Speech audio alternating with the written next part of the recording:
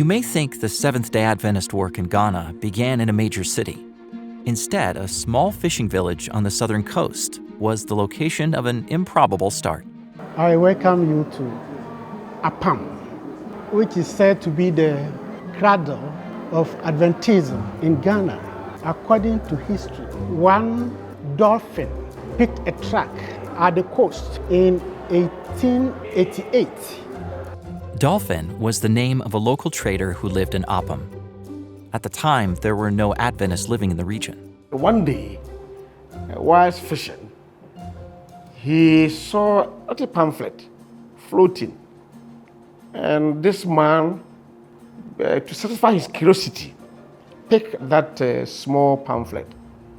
And when he read through, he discovered the Bible truth about Sabbath. By 1891, there were 33 believers who had accepted to keep the Sabbath in Apam. The church kept growing and quickly spread throughout Ghana. Today, you can find the statue of Dolphin's hand holding the famous pamphlet to commemorate the origin of the Adventist church in Ghana.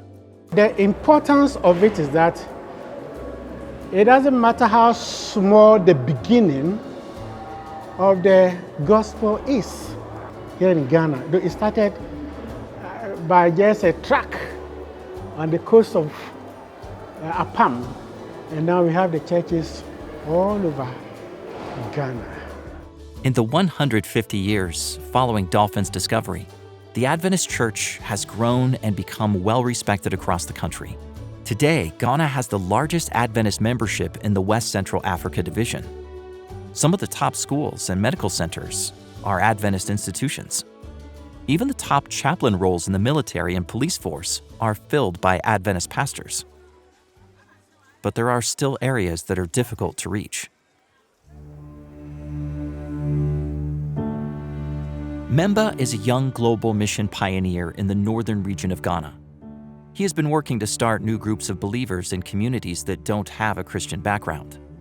Among many other outreach activities, he became a volunteer teacher so he could reach students who didn't come from a Christian background.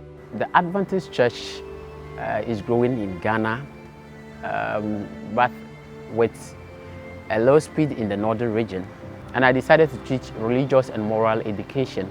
So I decided to teach them what actually Christianity is all about. And as I speak to you now, every Sabbath, about 35 of the students visit the church. 10 of them have assured me they are going to choose SDA senior high schools.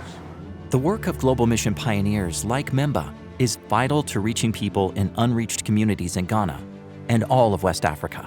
There are a lot of people in Ghana who have not heard the good news. And with the support of the Global Pioneer and their project, people are going to get used to and they hear the message, and the people will hear the good news. And it is changing lives. People are testifying about our God, and this is done through Global Pioneer. Please pray for Ghana and the West Central Africa Division. It's a challenging field containing cities with great Adventist presence, but also regions with very little Christian influence. Thank you for your support in this area of the world. The military is rarely the first place that comes to mind when thinking of pastoral ministry. In Ghana, one Seventh-day Adventist pastor has risen to the top rank of chaplaincy in the Army. Colonel Peter started his chaplaincy ministry 20 years ago as a civilian chaplain. He firmly believes that God has been with him every step of the way. He reached the rank of colonel faster than any chaplain before him.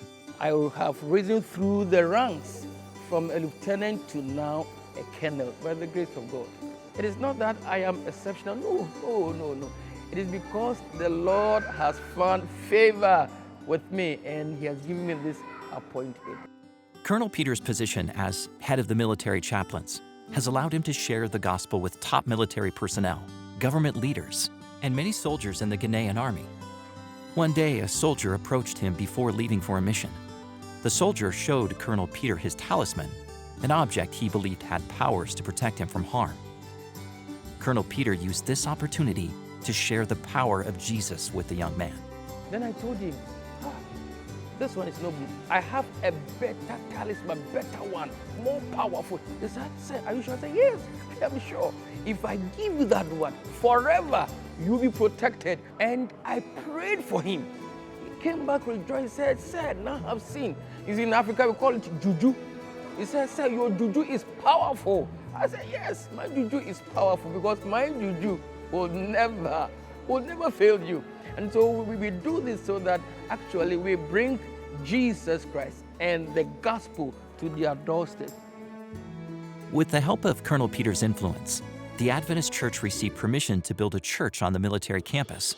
They are one of only a few religions granted this privilege. Recently, the Adventist community came together to celebrate the chaplain's promotion to colonel. After the success of Adventist chaplains in the military, the police force and prisons have created Adventist chaplain positions as well. The police chaplain recently received special permission to start a church service on the police training campus. Initially, we were not recognized, so it was difficult to be seen as an Adventist, gathering people to pray. It was not allowed. By gradually working under them, they saw something good in the Adventist church, and gradually they allow us to be here. These special opportunities in Ghana's military and police force provide a unique method of influence across the country. The name of the church is high, is held high in the Ghana Armed Forces. Where I go to say Adventist chaplain, oh, we know you, have heard of you. And so by the grace of God, we have made great impact. And most of the soldiers would love to be members of the church. Many soldiers have started coming to the Adventist Church on the military grounds because of Colonel Peter's ministry. Please pray for the chaplaincy work in the military, police force, and prisons. God is using unique methods to reach all people with the gospel. Thank you for your support of mission around the world.